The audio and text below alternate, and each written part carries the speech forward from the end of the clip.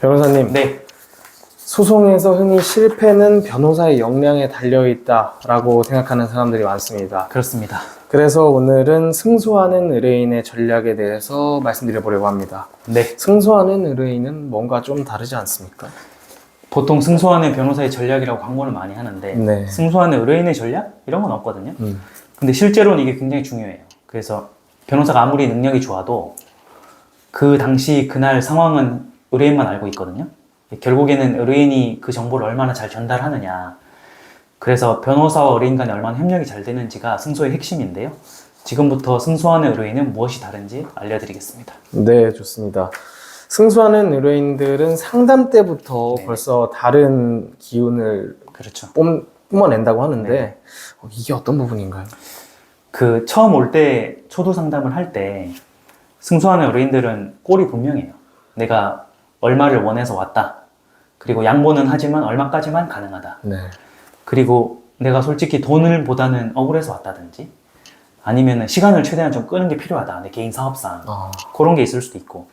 그리고 내가 상대방이랑 어떤 관계인데 초반에 합의를 하다가 어떤 부분이 실패했다든지. 네. 그리고 왜 하필 이 변호사에게 왔다든지. 이런 것들을 목표를 분명하게 얘기해 주는 게 좋거든요. 그 팀장님 아시겠지만 소송이라는 게 절반 이상은 다 조정이랑 화해로 끝나기 때문에 네.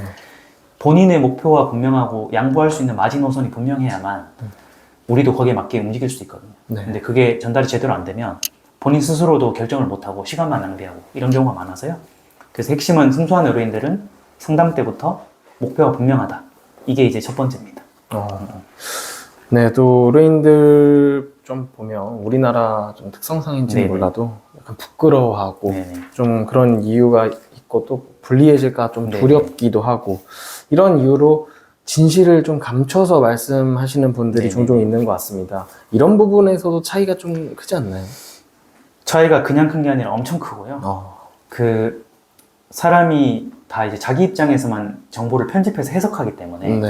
무의식적으로 이럴 수도 있어요. 내가 의도하지 않았는데도 무의식적으로 좋은 정보를 차단해 버릴 수 있거든요. 네. 근데 자기 객관화가 잘 되고 메타인지가 잘 발휘되는 사람들은 어차피 변호사는 자기 편이기 때문에 불리한 것까지 최대한 얘기를 해줘야 돼요. 네. 근데 특히 이제 민사보단 형사사건에서 본인이 잘못했다고 생각하는 게 위축이 돼서 안 알려주는 분들도 있고요. 네. 그리고 사람이 듣고 싶어 하는 말만 듣고 싶어 하거든요. 객관적인 정보보다는. 네. 그런 경향 때문에 마치 뭔가 본인한테 유리한 것만 얘기하면 속이 시원하니까 그런 분들이 있는데 이게 불리한 증거를 모르면 저희가 할 수 있는 방법이 전혀 없고요. 그 당시 현장에서 있었던 일은 본인만 알고 있기 때문에 본인이 여과 없이 객관적으로 알려줘야 된다.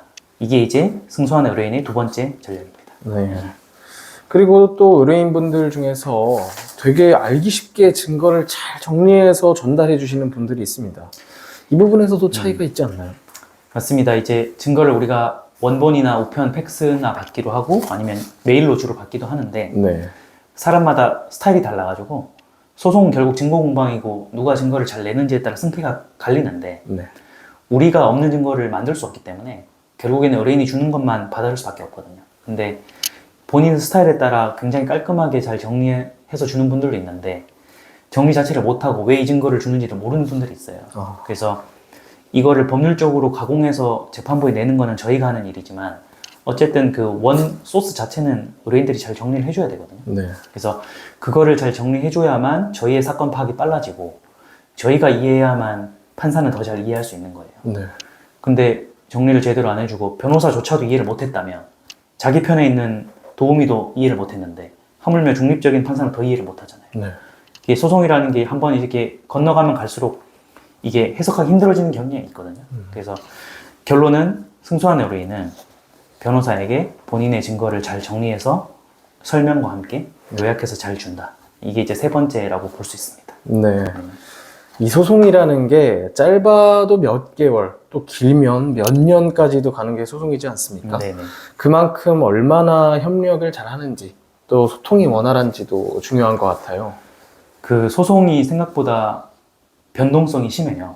네, 상대방 변호사가 갑자기 들어오기도 하고 네. 재판부가 바뀌기도 하고 판사가 갑자기 어떤 걸 요구할 수도 있거든요. 네. 이 살아있는 생물 같은 거라서 그때그때 정확한 전략과 방향을 잘 세워야 되는데 마치 처음부터 정답이 고정돼 있다고 생각하는 분들이 많이 있어요. 그런 게 아니라 얼마든지 이제 변동성을 잘 대응해야만 결과가 좋은데요. 그 변호사는 결국 결정권자는 아니에요. 그냥 조언만 할 뿐이지. 네. 그래서 결국 어드바이서 역할만 하는 거기 때문에 최종 결정은 의뢰인 본인이 해야 되지만 그 결정에 도움되는 정보를 우리가 제공하는 입장이거든요. 그래서 우리도 결국 사람이기 때문에 아무래도 연락할 때 기분 좋고 커뮤니케이션 잘 되는 분이 호감이 가요. 그렇게 맞습니다. 되면 아무래도 그 사람들에게 마음을 더 쓰게 되고 기록도 더 꼼꼼하게 보게 되거든요. 저희가 이제 동물이기 때문에 저희도. 네. 그래서 그런 것들을 이제 연락이 잘 되고 협조가 잘 되면 저희가 탄력을 더 받아서 탄력을 더 받으면 결국에 결과도 좋은 경향이 있다. 이걸 이제 의뢰인들이 아는 분도 있고 모르는 분도 있는데 본인의 결과를 또 그 몇백만 원을 내고 하는 거니까 네. 예, 승소하는 의뢰인들은 아무튼 협력을 잘하는 분들입니다. 예. 의뢰인분들은 또 뭐 단순히 한두 분만 만나는 게 아니라 최소 몇 명의 변호사를 그렇죠. 또 알아보고 네. 또 그 중에서 한 명을 선택을 해야 되는 거지 않습니까? 네네네. 이때 변호사를 선택을 하는 이유를 솔직하게 말하는 것도 상당히 중요하다고 하는데요. 이거는 굉장히 중요한데도 많이 빠뜨려요. 이게 저도 상담해보면 그 본인들이 그냥 그걸 신뢰라고 생각해서 그런지 얘기를 잘 안 하시더라고요. 네. 그러니까 물어보면 대답을 해요. 여기 혹시 오기 전에 다른 데 알아보셨냐? 물어보면 대답해 주는데 네. 물어보기 전에 먼저 하는 분들은 열에 한두 명도 안 되는 것 같아요. 근데 나중에 알고 보면은 다른 데 알아보고 왔다든지 이런 게 있을 수 있거든요. 네. 근데 이게 왜 중요하냐면 저희는 저희 팀과 회사 안에서만 일하기 때문에 네. 다른 업체의 다른 변호사가 똑같은 사건으로 경쟁하지 않잖아요. 맞습니다. 그래서 똑같은 사건에 대해서는 어떻게 생각하고 있는지를 몰라요. 그리고 저희 스스로도 장점을 인식하지 못하고 있거든요. 그래서 의뢰인 본인이 여러 군데 비교를 해서 여기를 선택했다고 말하는 순간 우리 변호사 스스로가 자기 객관화가 되고 메타인지가 높아지는 거예요. 그리고 그 말하는 걸 들음으로써 저희의 자존감도 높아지고 장점을 인식하게 되거든요. 네. 그래서 이런 과정을 부끄럽다고 생각하지 말고 과감하게 얘기하고요. 나는 여기를 이런 것 때문에 왔다. 그 방향으로 더 노력해달라. 이렇게 얘기해주면 저희 스스로 이제 그 방향으로 더 노력할 수 있고 네. 그게 맨 처음 때 얘기했던 의뢰인 본인의 목표와 더 연관되는 문제예요.